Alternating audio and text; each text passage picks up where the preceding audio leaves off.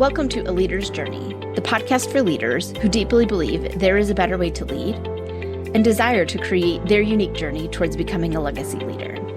I'm your host, Shannon Hammond. Over the last 20 years as a corporate leader and leadership performance coach, I've learned that many leaders believe there is a predefined path they have to follow and struggle leaning into their unique gifts that will create lasting impact and fulfillment. They end up feeling stuck, unhappy, and unfulfilled in the day-to-day of their role, and are challenged with why, since they have experienced success in their career and in life. I'm here to help leaders think through their leadership journey, learn how to ask themselves better questions, and learn the formula to create their leadership journey by design. If you are ready to design your unique leadership journey, lead with confidence, and love the teams you lead, then you are in the right place. Let's do this.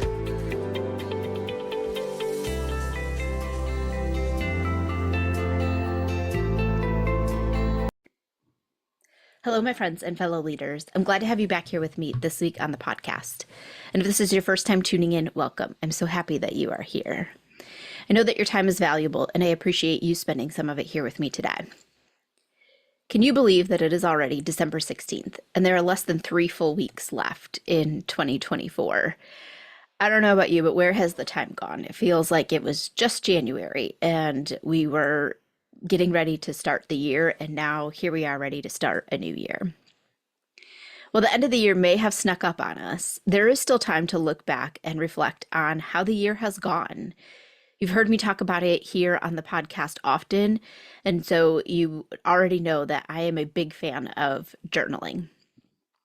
If you are not part of my exclusive leadership community on Facebook or following me on LinkedIn, be sure to do so, because every Sunday I share a leadership journaling prompt for you to reflect back on the prior week and look ahead at the upcoming week. Now, in this podcast, we're going to talk about reflecting on our year. And being able to look back on your year not only allows us to see how far we've come and identify areas that we want to focus on in the new year, it allows us to deeply connect with the year so that way we set ourselves up for success in the new year. Steve Jobs has a quote that I absolutely love, and he says, "You cannot connect the dots looking forward. You can only connect them looking back." Well, if we want to connect the dots of the year and position ourselves for the best in the new year, we need to take time to look back and see how our year has gone. Now, I encourage you to be completing weekly and monthly reflections, which is something that is part of my journaling routine and my personal growth plan. If you just do it once a year, it's better than nothing, but getting in that habit of journaling and reflecting back on every week and every month really does make a big difference. Now, every year, I have a set of annual questions that I ask myself to assess my year. I usually complete this process over the course of 2 weeks, sometimes 3, and just try to tackle one question per day. Now, I'm not saying that it's 14 questions, although it is 10 questions that I do ask myself.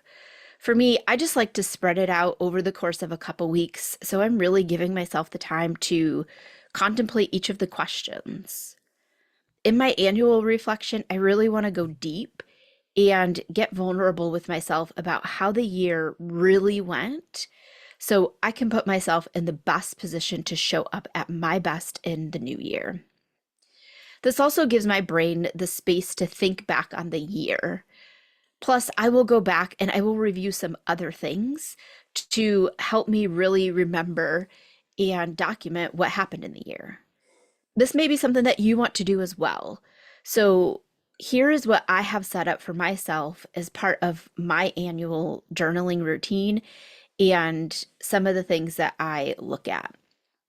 Like I said before, I do monthly reflections, and that allows me to highlight the highlights of every single month. And so I will go back and I will look at those. I review my digital calendar, and this allows me to review things like events, meetings, appointments, trips that we may have taken for every single month so I can remember what happened over the course of the year. I do have a paper planner that I use. And there are times that I will flip back through that because I'll remember something that occurred, but maybe not the details that I want to include. Or I'll see something on my calendar and maybe it didn't go as planned. And so I might look back at my planner to see what else may have come up this week, that week that I documented, that I need to make sure I account for in my annual reflections and in my 2025 or New Year goal planning. I do go back and I look at some of my prior journals, maybe not every single one. Um, eh, that really is just to mainly look at items that I have flagged that I determined when I wrote them need to be part of my annual review, because there will be certain things that as I'm journaling every week, day, month, that will come up that I won't want to forget. And so I flag them in my journal. So when I'm sitting down and I'm doing my annual review, I can go back and account for those. Now, I do write all of my reflections down in a notebook. Yes, it's a pen and paper process for me. I have just found that that is really what works best because it sparks more of my memory. Things are going to pop up throughout the day, and writing it all down on pen and paper for me, it's just easier. Plus, it keeps me out of the other applications on my computer. I tend to start each question first thing in the morning. And the last thing that I want to do when I'm trying to think about my year is get caught up with email or something on my calendar or get down a social media trap because I looked at something or clicked on something, a video or at something in my computer. I need to eliminate all of those distractions. So putting it down on pen and paper allows me really just to focus on the question that I'm working on that particular day. What I will do is I will set up my notebook with usually 1 to 2 pages per question, as because that allows me to anticipate that I will write down a decent amount in that moment, even if it may be some random thoughts that come up based on the question. And I might find too that as I move on to the next question or the next day, something comes up that sparks a memory for the prior question. And so I want to leave myself space in my notebook that I can go back and add notes as things pop up for me or that I remember them. If digital journaling is what works best for you, then I encourage you to go for that. I do take my handwritten notes and I type them up in my OneNote just for future storage. But as I go through the process, I do like to write it all out. The most important step or the most important part of this process is really just to find the process that works for you and give yourself the grace to pivot as you go, especially if this is something that's new. You're building a new routine, and you might find that maybe what works for you on the first day that you do it or for the first few questions doesn't work for the next few questions, or just doesn't work for your day because maybe the other days you were at home and then maybe for a couple days you were in the office or traveling and you just need to have a different system. Just give yourself that grace. If it's not feeling right, then pivot and journal in a different way. Done is better than perfect, and documenting these thoughts and memories really is what the purpose of this is. It's not making sure that it's in this perfect little system that looks pretty for you to be able to look back on. Now, you are probably wondering at this point, what are the questions that I ask myself? And I'm going to share those with you here in a moment. There are 10. So as I read through them, pause as you go if you need to in order to write them down. I am also going to post them in my leadership community. So click the link in the show notes to join so you can get the questions for you and you don't have to write them down as we're going through the podcast. All right, these are the 10 questions that I have found work for me and many others. If you think of other questions that work for you in your leadership journey, or that are things that you really need to focus on or prioritize, add those to the list. There is no right or wrong question to ask yourself. It's about making sure that you're asking yourself the right questions for where you are and the things that you are working on. All right, here we go. Let's start with question number 1. I like to start out with what were my favorite memories and moments of the current year. This allows me to start out my annual reflection on a positive note with things that were exciting that may have happened, whether it was a trip, maybe, I don't know, a new restaurant that we went to, just anything that came up that really was important to me, that really was part of my favorites. I do try to limit it to just a handful of items, maybe three or five. That's just a personal choice for me. And that's just because if these really are my favorite moments, I want to really make sure that they truly are special. So I do try to limit it, but again, there's no right or wrong answer to that. The point is to document what were your favorite moments and memories. So when you start setting up your new year, you can make sure that you include more of those items. Plus, I do like to start off my journaling for with a very positive question, something that really sparks a lot of good memories. This is one of those questions that's usually pretty easy for me to answer and finish in one day. All right, question number 2 is what are the achievements or the wins, big or small, that I am most proud of in the current year? And what did those wins mean to me? Again, this is a way for me to start off my reflections looking at what went really well this year. And I'm a big proponent of you've got to celebrate the wins, no matter how big or small they are. You've got to celebrate them. So, what are those things that happened and what did it mean to you? And sometimes some of those small wins, they may not seem like much when you look at them in comparison to other things on there. Um, it might have been a win for you in that moment or in that season of life. And so I encourage you to document that down. All right, question number 3 was who were your favorite people in your life in the current year? And what did you learn about them or about your relationship with them? This kind of ties back with the first question as well of favorite moments and memories. I do think it's important for us to think about who are our most favorite people or impactful people in my life. So, as I'm planning out my new year and I'm looking ahead at what I want to work on, those are the people that I want to spend the most time with because they pour goodness into me. I've poured goodness into them. I want to know what did I learn about them. I might even write down some things of, well, I learned these 3 things, but there's something else that I want to learn. And what is that? And what does that relationship look like? Again, so as I'm building out my new year, I can prioritize spending time with those people. All right, question number 4. What were the 5 biggest personal lessons learned in the current year? And these are things personal. I don't put anything career in this particular question because question number 5 is what were the 5 biggest professional or career lessons that I learned. I do like to separate them because we will have personal goals and professional goals.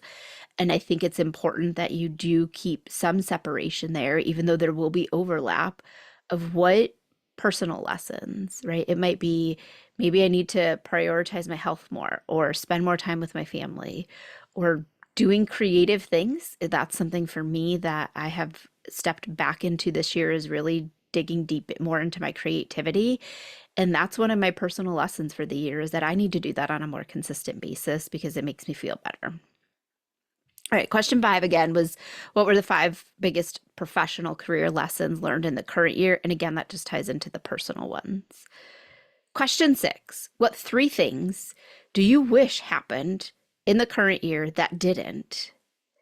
And what can you learn from that? Or what goals do you need to set in the new year because you didn't make those things happen? We all have them. And I think it's important that we're honest with ourselves about what do we wish we would have done that we didn't? Because if we don't identify those things, they may fall off of our radar. We may never get them done. And I think it's important that we look back of what were the things that were important to us that we didn't focus on so we can make that a priority in the new year or assess if it no longer is a priority for us. Although if it's something that you wish happened, that's probably something that is going to be a larger priority for you in the new year and something that I would encourage you to really think about. If you wished it happened, what are you going to do to make it happen in the new year? All right, question number 7. What 3 positive things happened that you didn't anticipate or plan for, and you are grateful for them? These could be interactions with different people. This could be things that maybe were last minute items that came up. It's what did you not expect that turned out to be really good? And that could be something that maybe started out as something that wasn't so positive, but there was a great lesson learned in there or a positive outcome came out of it. So, really thinking about what did you not expect or anticipate that you were glad happened that particular year. We can't plan for everything. And so I think it's important for us to look at what was the unexpected, because sometimes those are the things that we tend to forget. All right, question number 8. What's the main positive takeaway that you want to have from the current year so that you can have that positive association from that year to carry into the new year, right? What's maybe one theme or just a takeaway that you have that you want to make sure that you remember? It's important for us to understand what are our takeaways, our lessons learned. We kind of talked about some of those in some of the earlier questions, but what's that one thing that you really want to take away from the year? Question 9 is how can you finish your year rested, refreshed, and in a positive mindset heading into the new year? Self-care is something that we tend to be not as good about as we need to. The end of the year can be extremely hectic. There is a lot going on personally and professionally when you look at all the different holidays, events that are coming up at work. The end of the year might be peak season for you at work. And so things are a little bit more chaotic. And to set ourselves up for the new year, we need to make sure that we do take that time to rest, to refresh, and start our year off with the right mindset. So think through what are some things that you can do to make sure that you finish your current year feeling that way so you start off the new year strong.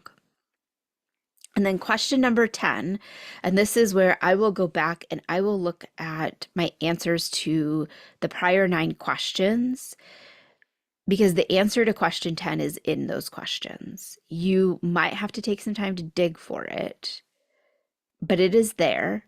And it's important that you really make sure that you answer some of the other questions first before diving into this one. So question number 10 is, what are your top 5 goals for the year? Now, I am a big proponent of really picking one goal and going all in on it for the year. And you might find that off of that one goal, this is where the other 5 or other 4 things are coming in, or where your 5 goals might be. Your goal might be to prioritize your health maybe in the new year. And you might have a nutrition goal, a fitness goal, a movement goal, whatever that is. You might have a goal, one of your goals might be to get promoted, and there might be other things that come off of that you have to do in order to accomplish and set yourself up for that promotion. So think through the top 5 things or the top 5 goals that you want to set for the year so you can start then mapping them out. All right, now that I know that seems like a lot of questions, yet they are critical questions that we really need to ask ourselves. They will give you really the time to think through what really happened in this year. What were the lessons that you learned, the memories and the moments that you don't want to forget, so you have a great overview of your year.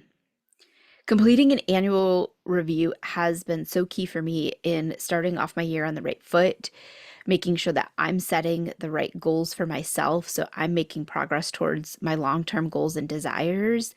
And really embracing the annual reflection is what has helped me accomplish some of the things that I've been able to the last few years that have been sitting on my vision board for a while that I just never got to. Now, don't forget, if you didn't write down the 10 questions that I shared with you, jump down into the show notes, hop on over to my leadership community via the link that's down there, and I will have posted those questions in that community this week. So again, you don't have to write them down. I do encourage you, though, if you need to, come back and listen to this episode and really hear the questions and think through how you would answer those. Now, if you are still hesitant about journaling, I am going to encourage you to jump back and listen to episode number 20. I know I've referenced it in many other episodes on the podcast. This is where I discussed the benefits of journaling, and how you can get started with it. And this is a great time that if you haven't been a journaler, this is the perfect time to start, right? So I'll put a link to episode number 20 in the show notes for you too, if you want to go back and listen to that one. All right, that's going to be a wrap on this episode.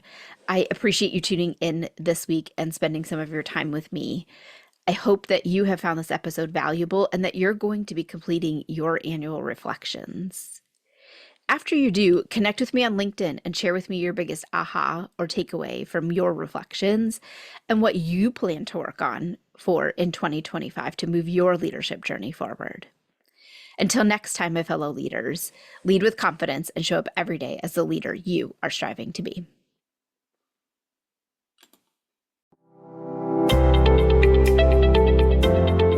Thanks for listening to A Leader's Journey podcast. I hope you enjoyed this week's episode. If you're excited to learn more, be sure to subscribe to the podcast and tune in next week for another exciting leadership lesson. I'd love to help you level up your leadership, achieve the goals you desire, and design your unique leadership journey. So click the link in the show notes to schedule a free Level Up Your Leadership session. During this time, we will define where you are in several key areas of leadership, where you desire to be, and how you can level up your leadership. You don't need to do this alone, so let's chat today and get your journey started. Don't forget to connect with me on LinkedIn or in the A Leader's Journey community on Facebook, and share this episode with another leader so we can all learn and grow together. That's all for this episode, and I'll see you next week. Until then, lead with confidence, show up every day as the leader you are striving to be, and make the decision today to level up your leadership this year.